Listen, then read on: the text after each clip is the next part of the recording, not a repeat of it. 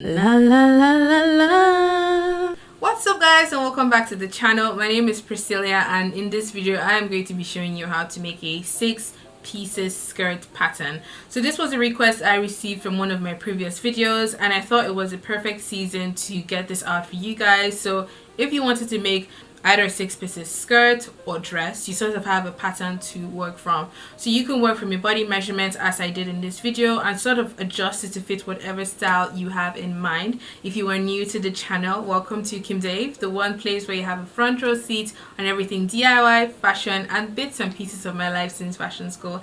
If you aren't subscribed already, make sure you join the DIY family, click that subscribe button, and you are welcome. There are several seats in the room. Take 5, 10, however many you like, and sit, relax, and enjoy. If you are an OG, thank you so much again for coming back to the channel. And without further ado, let's jump straight into this video. We will be needing the following tools for this pattern tutorial. I have got myself pattern paper because that's the most important thing. I also got paper, scissors, eraser, pencil, a tape measure to take my measurements, and my pattern master. So you need to take the following measurements to make this pattern. You need to measure your waist, your hips, how long you want the skirt to be, and around your knee as well. So I'm just going to cut out the amount of pattern paper I need, and since I want to make sort of a midi length skirt, I think this amount of pattern paper would be enough. So the first thing we're going to be doing is to draw a straight line which will become your center front of the skirt, and I'm just going to mark where I want my hem to sit. So once that is done, once you've taken your measurements, you're going to divide the measurements by 4 because we're cutting this on a fold. You can go ahead and do it like a full spread thing, but I just believe in conserving paper. And to divide the measurements by 4, you just fold the tape twice and you get that measurement which we'll be using. So I have gone ahead and done that for the waist. So if your waist is 32, divide that by 4, and that's what you would be marking here. So I went ahead and I added 2 centimeters for the darts on the side, and I just wrote the center front just to be sure that that's going to be the waist, and that would be the center front of the skirt. So the hip is about 9 inches below the waist. It varies from body to body, and I'm just marking that point before I go ahead to mark how wide my hips are. So you don't need to add an extra 2 centimeters because the dart would only be around your waist. For your knee is around 9 inches as well. It varies from different body shapes, and I've gone ahead and I've marked my knee dimensions. So once we've marked the waist, hips, and the knees, we're going to connect those points using a pattern master. So if your hands are stable, you can do this by hand, but I just prefer in using my pattern master to connect those lines. And so you guys can see this clearer, I have gone ahead and I've used my Sharpie marker so you can see it clearly. So the next thing we're going to be doing is to mark the front darts. So you are going to measure 3 inches from the center front. That's going to be the beginning of the dart, and the dart is about 2 centimeters wide. So whatever you added to the side seam is what we're going to be taking in through the dart around the waist. So it just sort of like flatters your body even more. So the dart is about 15 centimeters long. Just make sure it's not beyond your hip point, else you'll be taken away from your hip measurement. So I've gone ahead and I've marked the middle of the darts, and I'm just going to draw that triangle shape which a typical dart has. I guess that's why it's called a dart, because it's shaped like an arrow.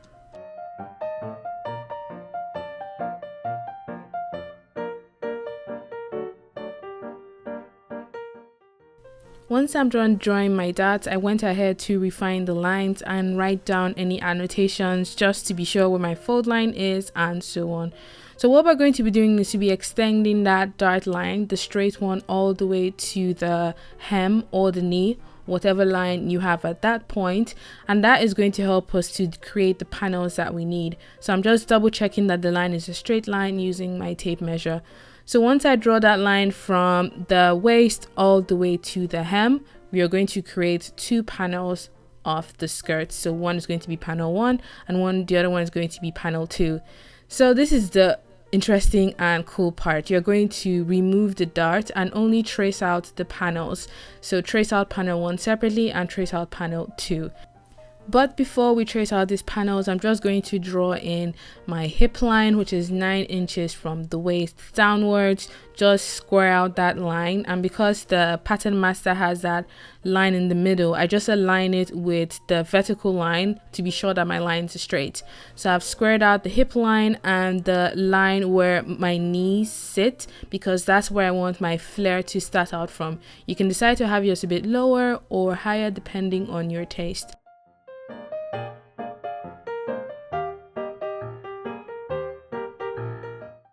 So getting a fresh pattern paper, we are going to trace out the separate panels of the skirt, and because the lines are really visible, tracing out would be a whole lot more easy. So you can decide to tape down the top pattern paper to the bottom one, or just put like a weight like I've done here so it doesn't move while you're tracing, and just make your life a whole lot easier. So I've gone ahead and I've traced panel 1, traced the hip line, writing down my annotations, and I've traced up until the knee point because that's where I want my flare to start out from. So now that I've traced out my first panel, I am going to create the flare. You can decide how wide you want that to be, but just be conscious of the length, because the length on the first panel has to be the same length on the second panel. I decided to go for a midi length because I don't know, wearing long skirts in the UK is just weird in the winter. So I have gone for 10 inches long, and I have marked those points, connected them together, and the flare looks like this. I decided to add more pattern paper because I wanted the flare to be a bit wider. I am going to go ahead and add a 1 centimeter seam allowance all the way around, except that fold line, because we don't want to seam there, because that's going to be your center front of the skirt. So I've added my seam allowance all the way around the waist, around the side, because this piece is going to be joined onto another piece, so you need to create room for that to happen. So as you can see, there is a flare there, which would be tricky for you to cut on the fold. So I've decided to keep the center front straight, but when it's time to trace out the pieces for the back, I know I have the flare there already drawn out. But for the front, where you're going to follow that sort of straight line to cut the front panel. So for the sides, we're going to repeat the same, trace onto new pattern, create your flare, and add seam allowance. So I'm talking about the side panels that will go with the first one. So in this case, it is panel 2. So I'm just going ahead and tracing around it onto fresh pattern paper, adding all the lines I need, adding my 10 inches flare. Just be conscious of how wide you make the flare to become, because it sort of has to rhyme with the first one you've done. You can decide to create like a flare shape, which you just trace onto panel 1 and panel 2, but I had an idea. I just sort of had an idea of how wide both of them were sort of meant to be. So at this point, I have traced out my first panel, added the flare to it, added the fold line, added my seam allowance, and I've traced out my second panel and added all the necessary details I had to go with it.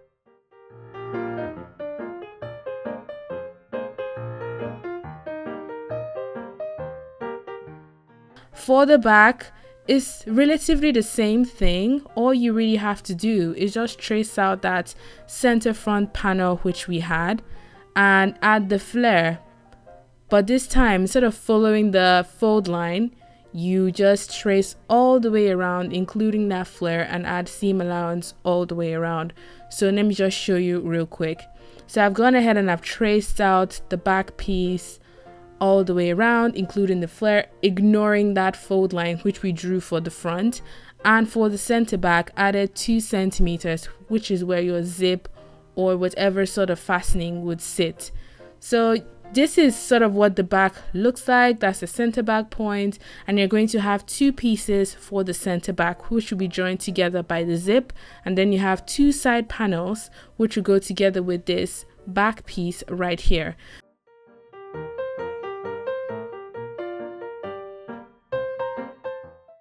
So these are the patterns all together. This is for the front. You have the one front piece, which is the center front that will be cut on a fold. You have the side pieces, which you would need 2 of to go with the front one. And I've also cut myself facing. So the facing basically is just, you know, that original draft you made, you just trace around the waist, not adding your dots. So I've done this in a previous tutorial. I would link it down below. I think it was my trumpet skirts tutorial. I showed how to trace out facings without including the darts, so you can go check that out as well. As for the back, we are going to be using the side panels and the center back piece which we cut.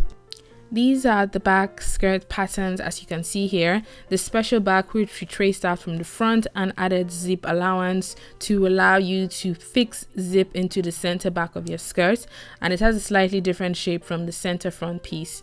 And you can go ahead and use the same piece which we cut for the front, except you want the side of your skirt to have a different detail. You can usually get away with using the side panel pieces which you use for the front as for the back as well. I've also gone ahead and traced out back facing, which would help to just neaten up the waistband of the skirt, and you would need 2 pieces of the back facing and 1 piece for the front facing to finish off the skirt. And there you have it, guys. Thank you so much for watching. If you have any questions, suggestions or ideas, please ask them down below and I'll get back to all of you as soon as possible. Thank you so much for watching, and until my next video, have a good morning, afternoon and evening wherever you are. Bye.